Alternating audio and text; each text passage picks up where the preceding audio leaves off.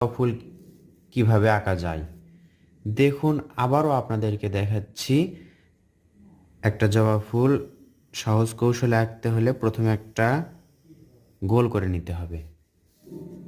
আইডিয়াতে একটা গোল করে নিতে হবে, গোলটা যেন সুন্দর হয়। একটু জুম করে দেখাই আপনাদেরকে।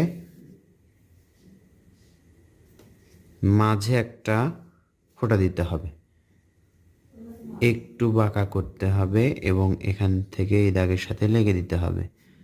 আবার এখান থেকে এই দাগের সাথে নিচের সাথে লেগে দিতে হবে। এখান থেকে এদিকে একটা, এখান থেকে এদিকে একটা, এরপর এখানে একটা,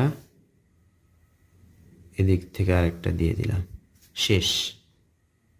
এটা হচ্ছে জবা ফুল আঁকার কৌশল। এরপর দেখুন বাহিরের দাগগুলো হালকা করে রাবার দিয়ে মিশে নিব।